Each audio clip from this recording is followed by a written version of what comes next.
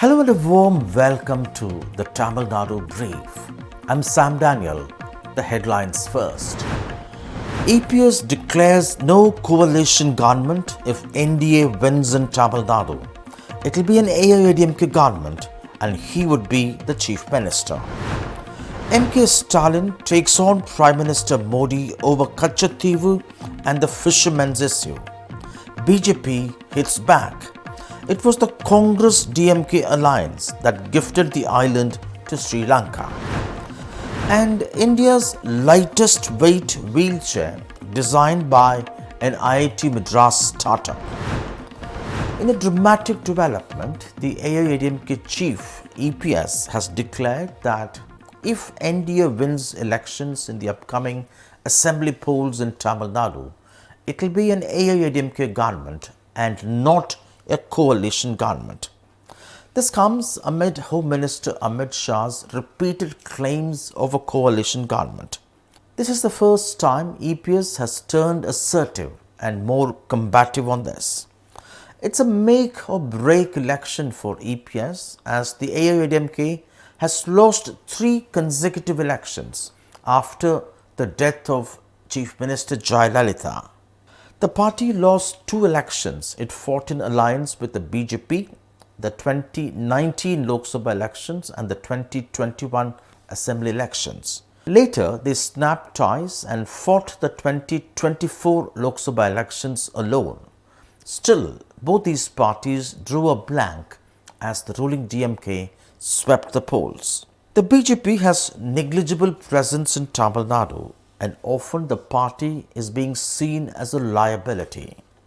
The big question, why is the BJP needling the AIADMK when it cannot fight on its own in the Dravidian heartland? And this is what EPS had to say. Amit Shah கூட்டணி ஆட்சி இல்ல எங்களுடைய கூட்டணி ஆட்சி அமைக்கணும்னு சொல்றேன் கூட்டணி ஆட்சி அமைக்கணும் தான் சொல்றேன் நீங்க தவறா புரிஞ்சிட்டு வெளிப்பட்ட நான் தான் தெளிவா சொல்லிட்டல நல்லா புரிஞ்சுங்க இந்த கட்சிக்கு யார் கூட்டணி தலைமை தாங்குது சொல்லுங்க நீங்களே சொல்லுங்க அப்புறம் நான் எடுக்கிற முடிவு தானே அப்புறம் யார் முதலமைச்சர் ஆகுறாங்க யார் ஆட்சி அமைக்குது சொல்லுங்க நீங்க சொல்லுங்க முதிய நாங்க கேட்குறோம் நீங்க எங்களை கேள்வி கேட்டீங்களா நாங்கள் தெளிவுபடுத்திட்டோம் நாங்கள் இருவரும் அமர்ந்து தெளிவுபடுத்தியாச்சு அதில் இந்த கூட்டணிக்கு அதிமுக அதிமுக ஆட்சி அமைக்கும் அதில் EPS இன்னும் உங்களுக்கு தெளிவுபடுத்தணும் ஏனமே அதை தோண்டி ஏதாவது ஒரு விறுவிறுப்பான செய்தி ஊடகத்துக்கு வேணும் இந்த கூட்டணியில் ஏதாவது விரிசல் ஏற்படுத்த வேணும் ஒன்றும் முடியாது தெளிவான கூட்டணி அதிமுக கூட்டணி பிரம்மாண்டமான வெற்றி பெறும் தனிப்பெரும் ஆட்சியை அமைக்கும். With elections due in Tamil Nadu in 10 months, the Kachatheevu Island news is making headlines yet again. Chief Minister M.K. Stalin has slammed the Prime Minister and the BJP at the centre for doing nothing about retrieving Kachatheevu from Sri Lanka and for the cause of the fishermen, Indian fishermen from Tamil Nadu who often get detained or arrested by the Lankan Navy. He has demanded a direct intervention by the Prime Minister to retrieve Kachatheevu, an island India had gifted Sri Lanka in the early 70s. This has, in a sense, reduced the total area available in the sea for the Indian fishermen from Tamil Nadu to fish, and consequently, over the years, hundreds of Indian fishermen have been shot dead by the Lankan Navy for allegedly trespassing into Lankan waters.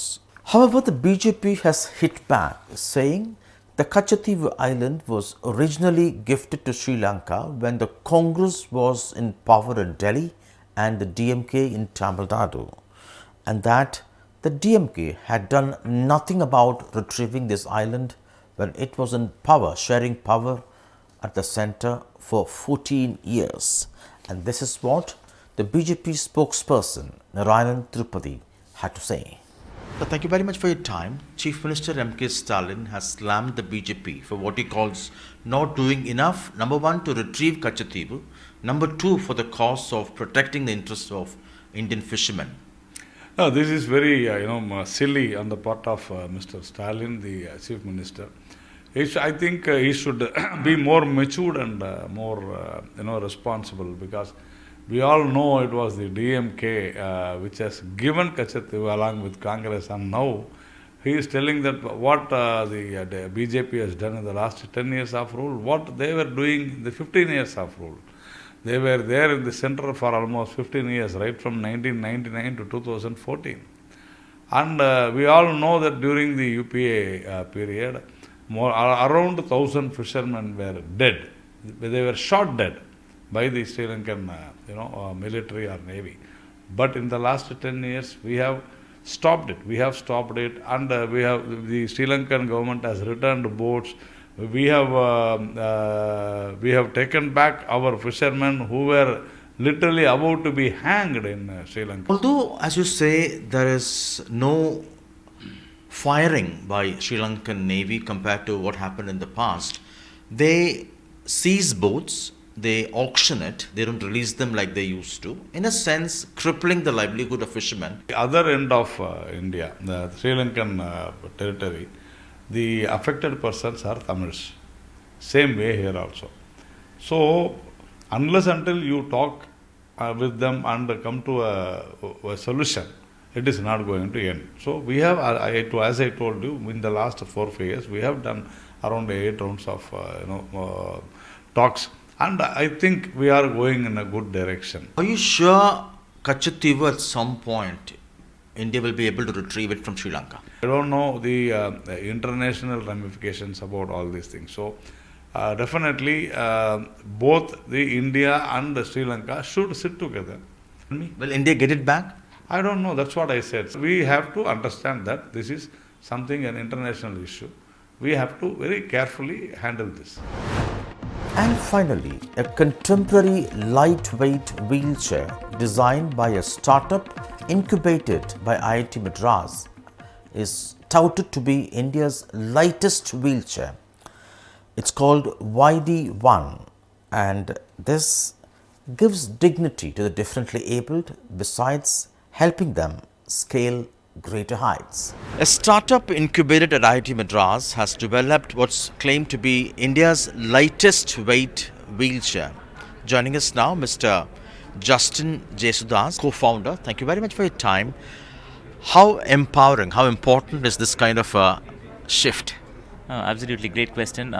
We never had this kind of a technology in India at all this while, and this is an example of how a right wheelchair should be.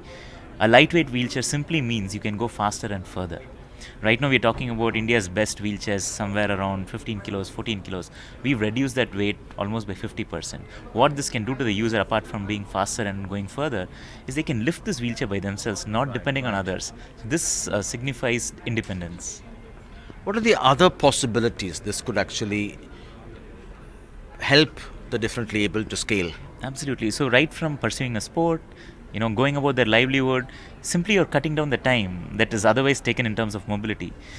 The wheelchair, something like this, should actually put the user in front. If a person sits in the wheelchair, you see the person and not the wheelchair. Typically a hospital grade wheelchair, which is 90% of the wheelchairs sold in India, are hospital grade wheelchairs. This completely changes that narrative. Those wheelchairs are meant only to be in the hospital, not for community use. These are the kind of wheelchairs that need to be there. And in Western Europe or in Americas, these hospital grade wheelchairs were obsolete 30 years back. So it's right time that we brought this kind of a technology, and I'm glad we could do this. Aesthetics is very important, and I think that is also one thing which we have taken very good care about it. So it doesn't look like a wheelchair, and if you carry it with some pride, we it becomes a good priceless possession sort of thing. So we want to bring that aesthetics also. And down the line, this is first in the series of products. Now we will try to make it more motorized and stuff so that it moves on. So these are all some of the big things that have come as a part. Lightweight was possible how? Lightweight is possible because of composites. So it uses aluminium and fiber. So carbon fiber. So I think that composite is actually brought down the light in a big way. And of course, a lot of modeling. We have 4 patents now, 2 or 3, 2 PhD and 1 MS or vice versa. And so these are the things that have made it possible. Lastly, it's important IIT also finds solutions, not just in technology side, but also things like this which impact the differently abled and the common man. Yes, of course. Techno-social economic solutions.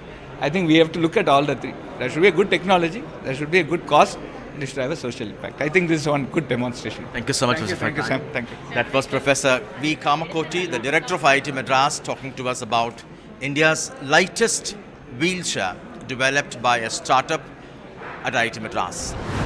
Well, that's all the time we have for on this edition of the Tamil Nadu Brief. Hope you liked it. See you tomorrow, same time. Goodbye.